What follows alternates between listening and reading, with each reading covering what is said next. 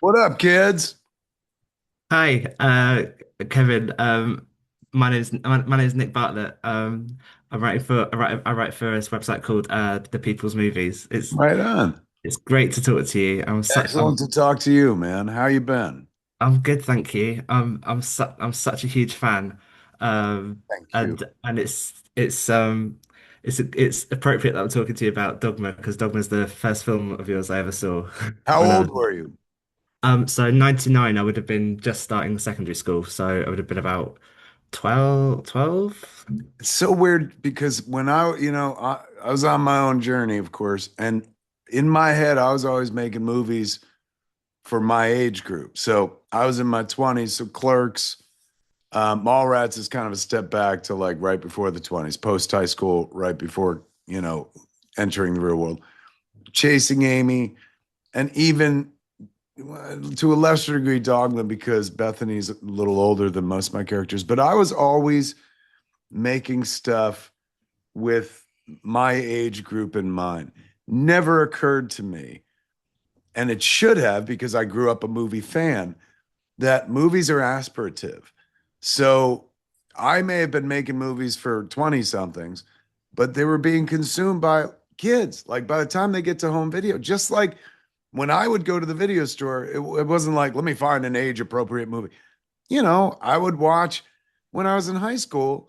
One of my favorite movies was About Last Night. And that's about like people in their 20s, like living together and shit, based on a Mammoth play. So it never occurred to me. I was so head up my own ass. Never occurred to me that younger people, like people in high school, would be fucking with my movies, man. And that's so when I see somebody who's young, I'm like, how do you know about this movie? And it's because when you were a kid, like going into secondary school, like, oh shit, this movie's on home video. We could watch this. And it had a bit of a reputation too by the time it got like Yeah, to it was home very video. in my school. I'm talking about school too much already, but it was very much like, oh, you have to see this film. It's crazy, and then we'd watch it, and it was like I That remember rocks. thinking, I remember hearing it described as like this really sort of violent, gory film, and then but watching it, I was immediately a lot more struck by the sort of by the dialogue, obviously, and the sort of the theological aspect to it, which I found that I absolutely loved, and I still do. I think it still obviously holds up. It's the When cosmology. That's the movie represents the cosmology of a kid who believed in everything but was disappointed by its execution and its presentation. So I was raised in the faith, born into it. So none of that ever occurred to me as Christian mythology. This shit just all happened, man. Died in the wool, Catholic kid. So Dogma, as I realized when I was out there touring it in April and May, we took it out to like 20 cities across the USA. And they've also released a 40X version over here. So I've been fucking with Dogma a lot this year. So I've gotten to see it over and over again. And I realized, oh, this movie is a child's prayer. This was what the young Catholic Kevin Smith thought was a profession of faith.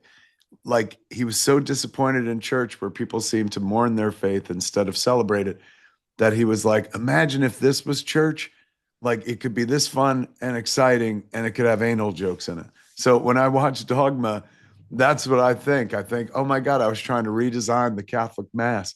Never would have worked. But, years later, because the movie is, we're celebrating its 25th anniversary, but technically it's the 26th. Just like the Catholic Church, we stretch our truth a little bit. Um, the it is found. Oh, I've found over the years that the movie has found its level and did as intended. Like it did reach people as a testimony of faith. What's been interesting is being on tour with the movie earlier this year, doing the Q&A with the audience, talking to people who see Dogma from two completely different points of view. One is, this is the movie that saved my faith and strengthened it. And the other is, this was the movie that was the crack, it's like that the straw that broke. the break. And how it's decades later fascinating for me that both could coexist in the same space and be utterly accurate. Like, I'm not Yeah. like, well, no, no, it didn't do that. And this is personal experience. And I've heard from enough people where it's like, it saved my faith or it ruined my faith. What a weird, powerful document for change that I didn't intend to go in either direction. The kid who wrote it was come back to church. It could be fun. Like I was recruiting for Christ's sakes, which really like hurt my soul when the Catholic League, not the Catholic Church, because the Catholic Church never said anything about dogma. Catholic Church is smart enough to know you don't want people to pay attention to something, you don't fucking point at it. This group in the States, the Catholic League, made so much hay over the movie, and they were saying, like, this is a movie that mocks faith. And I was so worried that they were ginning up the audience for a movie that didn't exist. People might be going in looking for Monty Python's Life of Brian, like, oh, they're going to give the church some shit, and then sit down and be like, this movie actually believes in all this stuff, you know? So it was weird times taking that movie out there in the world. And even weirder to some degree now, realizing that it works on two completely different tracks for two completely different spiritual mindsets. Yeah. Well, I mean, it's interesting you mentioned like the Life of Brian because I always, I mean, I always saw the two films as sort of as very sort of similar in that the And message. yet, like if you speak to any of the Pythons, I don't think any one of them would be like, well, that's our profession of faith. Like they Yeah. didn't believe in that shit. They didn't believe in much except making fun of things. So while they are really like, you're not the first to say that they are pretty decent companion pieces. And even back then, the press was trying to draw a line from one to the other. And you know, I'm honored to be compared to Monty Python because I was a huge Monty Python fan growing up. The reality is that movie makes fucking fun, takes the piss out of the Bible. And this movie takes the piss out of people around the Bible. But if you Yeah. watch very carefully, it upholds Yeah. everything in the Bible. It never says like this is a bunch of bullshit. I mean, it does say it was written by men, but you know, Well, it's the joke's never on God, is it? It's never like you've got no beef with God herself in the film. no, But the guy who wrote and directed that movie believed in God. So, you know, I don't, and this is not a challenge to any of the Pythons, but I don't think any of them were God people, particularly when they made like Life of Brian. So for years, for 26 years, I've always been like, look, I'm honored to be like put shoulder to shoulder anywhere near Life of Brian, a movie I absolutely adored growing up and watched a zillion times. But fundamentally, it didn't make sense to me. I was a champion of the faith, so much so that like Carlin was baffled. Like when we were on set doing the scene outside the church, he was like, "What's happening here?" And I said, "Well, Ben and Matt, they're gonna go into the church, come, they're gonna kill everybody, go through the doors, come out, and presumably they get killed by the cops because their wings have been cut off. They go to heaven." And George is like, "You made all this up?" I said, "Well, yeah, but it's based on like the plenary indulgence." And he goes, "What's that again?" And I was like, "Come on, man, you're an old school Catholic." And I went through it. And as I'm explaining it to him, George is looking at me with that face that adults have when a child over explains Star Wars to them. So he's just looking at me quaintly. And then finally he breaks in. He goes, "You really believe in all this shit, don't you?" And I said, "Yeah." I said, you're an old school Catholic. You don't?" And he goes, "No, I'm smarter than that." And that was the beginning of the crack in my armor. You know what I'm saying? Like, this is one of the yeah. smartest men I ever met. And he he did the movie because he thought we were making Life of Brian. And it Mm. wasn't until he was on set that he realized, like, oh my God, this fucking kid believes in all this shit still. Well, I've heard you talk about previously like how your faith has sort of changed over the years. Mm. Has that impacted the way you watch Dogma now? Like if you're watching it today? Yeah, now I can see it more clearly for what it is. Just the most heartfelt propaganda for an organization that the recruiter wasn't going to be a member of that much longer. I feel bad for anybody that was like, "Hey, I'm going to join the Catholic Church," because I jumped ship not that long afterwards and stuff. But honestly, when I look at it now, it's easy to divorce myself from the spiritual aspects.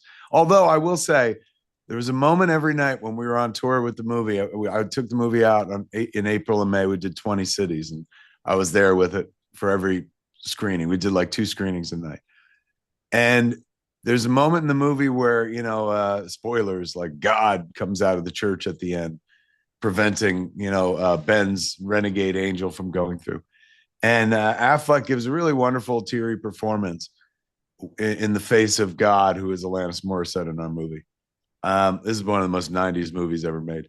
And Bartleby, the broken angel, like drops to his knees and overcome with power of, there's his creator, says through teary eyes, I'm sorry. And every night I would get chill. Even now talking about it, I get chills. And I wondered if that's somebody trying to tell me something. Going like, all right, you had your Rumspringa.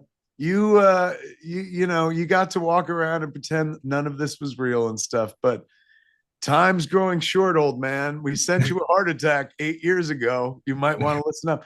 It did have this kind of like emotional. Now, could just be the storytelling, the filmmaking is just that good. But I don't know. I think there may be something out there trying to poke me on the back. But spirituality aside, like I'm looking at a film where I'm at my creative and cultural and is it my probably my apex of being able to pull casts like that. To be fair, Jay and Silent Bob Strike Back, and then years later, Jay and Silent Bob Reboot had huge like casts as well. But you're asking those people to come in for a day and then they fuck off. Dogma, all those people were with us for a month. You know what I'm saying? Like Ben and Matt coming off of in the midst of, they won their Oscar while we were on making the movie for Good Will Hunting.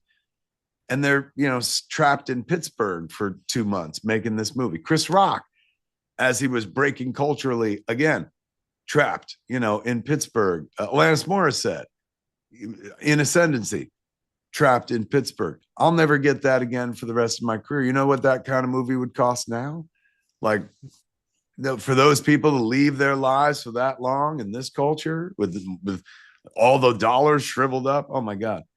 So I when I watch the movie now, I realize the luxury of time of people's, not just the time, to make the movie, but the time of those performers. Like Alan Rickman took a month and change off to hang out with us. Alan Rickman could do anything, and he was doing that. You know what I'm saying? And so when I look at it now, I'm like, not only do I'm like, it holds up. I was happy to go on tour with it. In the beginning, I was like, oh shit, it's very 90s. Like, am I going to have to apologize afterwards? Like, hey man, sorry we said this shit. It was the 90s. But it actually holds up. There's no cringe moments, at least for the filmmaker. So at the end of the day, I'm left with being able to look at aspects of the flick that I never would have looked at when I was a kid.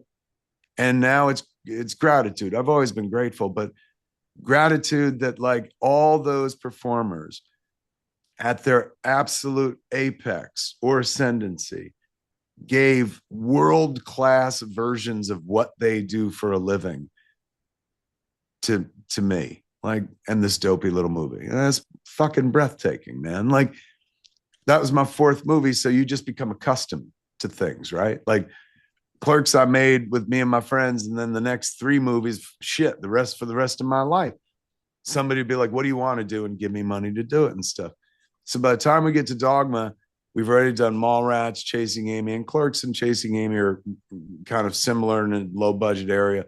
Mallrats was a studio effort, low budget, 5 million. But I've been through it, and this is your life.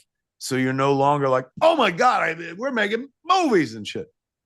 2 of the biggest stars in the movie were people I'd already worked with anyway before, Ben and Matt and stuff. So at the time, I'm not going to say I took it for granted, not at all, but all of that, believe it or not, seemed normal.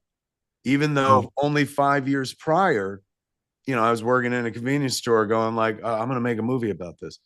So now, fully removed by 26 years, you can, and an entire career and a body of work, you can see how incredibly special it was. It wasn't like, oh, this is business as usual. There was this real magical moment where some of the most important, talented people in the world put everything down to go hang out in Western Pennsylvania and tell this story with no guarantee that we'd be talking about it 26 years later. So when I watch it now, I'm moved on so many different levels. But to be fair, I'm a middle-aged stoner, so everything fucking makes me cry. Yeah, and can I just check as well? I know we're running out of time. I was listening, I was hearing you talking about a potential sequel. Do you think that is that still in the works? Yeah, I'm taking my sweet ass time with it because, to be fair, let me see, I started writing Dogma before Clerks, and I started writing Clerks when I was 21, 22. It was even before I went to film school, I started fucking around with it. So 22 years of a life, and some of it being a baby, so that's useless. But let's say 17 years of a cognizant life went into the writing of Dogma. So I never thought about, like, what would a doing a sequel and shit. But I used to whimsy when we finished the first one, like, what would the story be if we went forward and stuff. But there were no plans for it whatsoever. So suddenly, because Dogma's been rescued from my movie about angels, rescued from the hands of the devil himself, there's an opportunity to actually go forward and make a sequel. So rather than just be like, let's bang it out, man, I'm taking my sweet old time at this point. Like, just like that one had 22 years to simmer and become a thing. I ain't gonna take 22 years because I've had, oh shit, 26 years since then, and a whole many ideas about faith, a whole lot of ideas about faith. So I am taking my time and I'm enjoying it. Like, it's not, like, they're all back. Bartleby, Rufus, Jay and Zaba, but everybody has a place at the table. They all get to return, but it's its own unique journey. And it's one that, when you see it, you'll be like, oh, of course, that's what it's about. So I look forward to sharing it with folks, man, when we get there. Brilliant. Thank you so much for taking the time to talk to me today. Means the world. Well, I will also say it's Halloween here, so I think we're gonna watch. I think we're gonna watch Red State later as a just because I've spoken to you today. But I love it's one of my favorite I sort of. love that movie, man. It is, I mean, truly a horror movie. Yeah, And oddly reflective of what's going on over here. It was, sadly enough. yeah. But great. Thank you so much for taking the Such time. a It's been pleasure, an man. absolute pleasure to meet you. But Excellent yeah, meeting thank you. you very much.